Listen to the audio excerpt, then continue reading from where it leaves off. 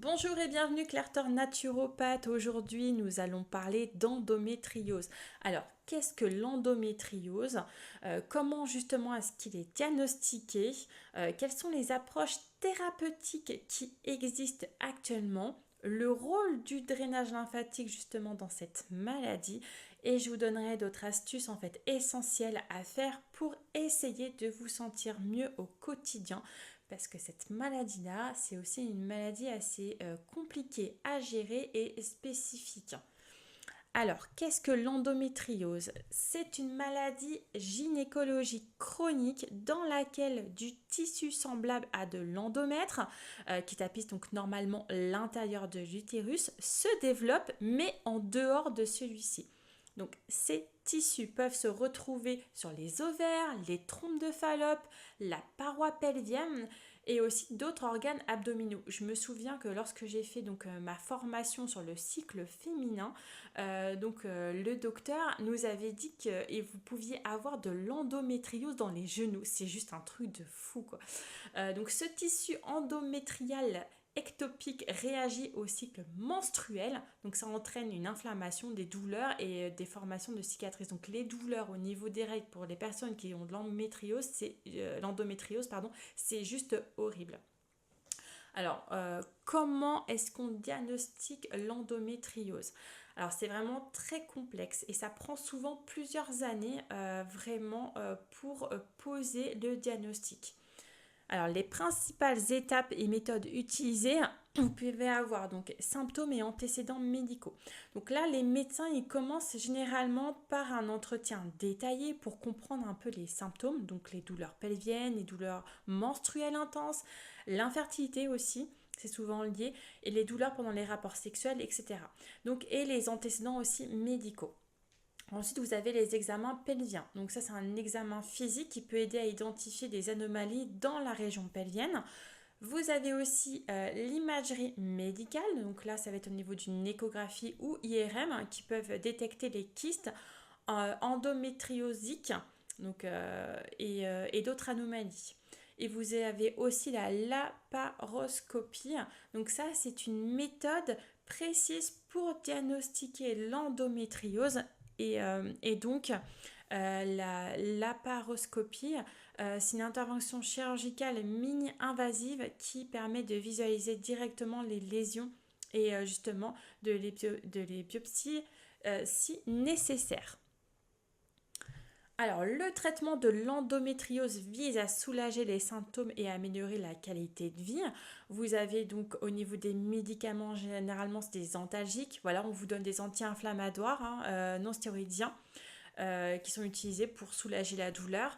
On va vous donner aussi de l'hormonothérapie. Donc ça, c'est contraceptifs oraux, des progestatifs ou d'autres traitements hormonaux qui peuvent réduire ou éliminer les menstruations, limitant ainsi la croissance de tissus endométriaux.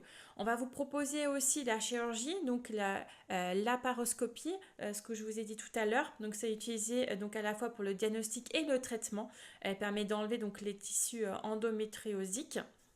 On va vous parler aussi de d'hystérectomie, dans le cas sévère et résistant aux autres traitements. Donc ça, c'est l'ablation de l'utérus qui va être envisagée par le médecin.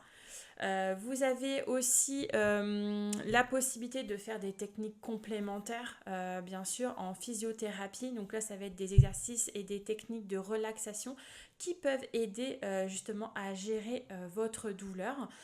Donc au niveau nutritionnel, on va avoir une alimentation anti-inflammatoire pour réduire certains symptômes. Alors, avoir une alimentation anti-inflammatoire, c'est quoi? C'est justement d'avoir une alimentation riche en oméga 3. Oméga 3, c'est quoi? Ça va être tous les poissons en fait gras, donc comme le saumon, le thon, le maquereau. Etc. Vous avez aussi tout ce qui est oléagineux. Oléagineux, c'est quoi? C'est tout ce qui est amandes, noix, noisettes. Voilà, ça contient beaucoup d'oméga 3. C'est très important en fait pour contrôler l'inflammation. Et surtout, donc voilà, au niveau de la nutrition, donc je vous ai parlé des oméga 3, les viandes maigres aussi très important de manger des viandes maigres. Donc on va être plus sur de la dinde, du poulet, des choses comme ça, que des viandes grasses, persillées. Donc le rôle du drainage lymphatique dans tout ça.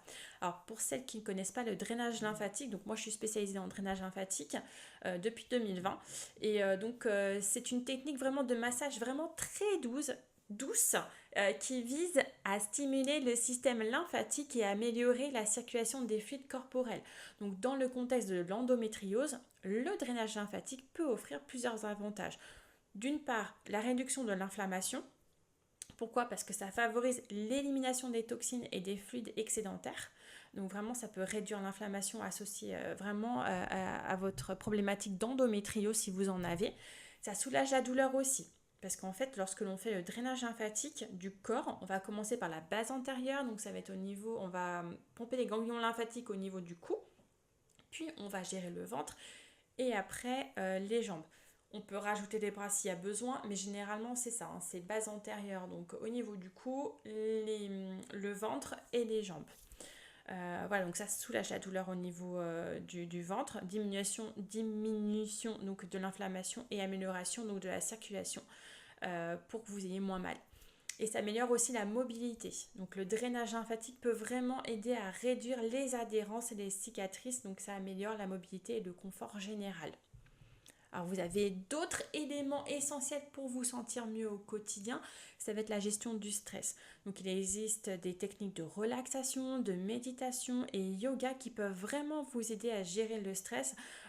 Pourquoi? Parce que vous en avez marre en fait de cette douleur chronique, vous en pouvez plus et donc après vous êtes exacerbé et ce qui génère en fait du stress.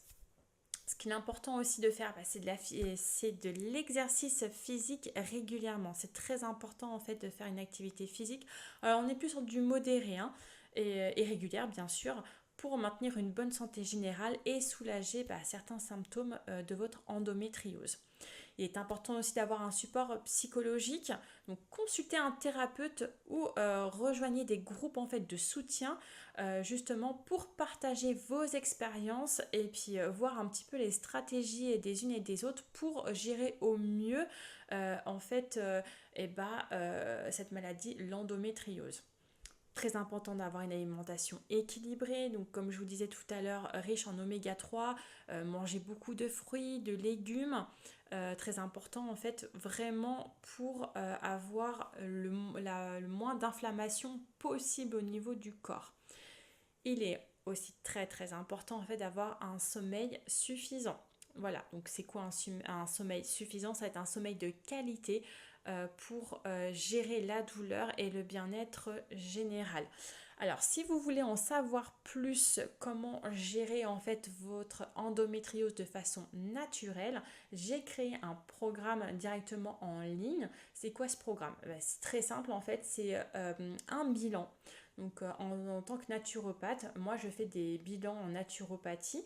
Donc ça comprend en fait des exercices de relaxation par exemple, des exercices de physique, ça va être l'alimentation, qu'est-ce que je dois mettre dans mon alimentation et surtout les plantes en fait. Parce qu'il y a énormément de plantes qui peuvent vous aider à gérer justement les douleurs et l'endométriose. Alors ça ne va pas se faire en 5 minutes. C'est pas en semaines que l'on compte, mais c'est en mois. C'est-à-dire que si vous suivez ce programme pendant 3 mois, vous allez me dire ah bah ça y est Claire, j'ai plus mal, je me sens bien, etc. Au top.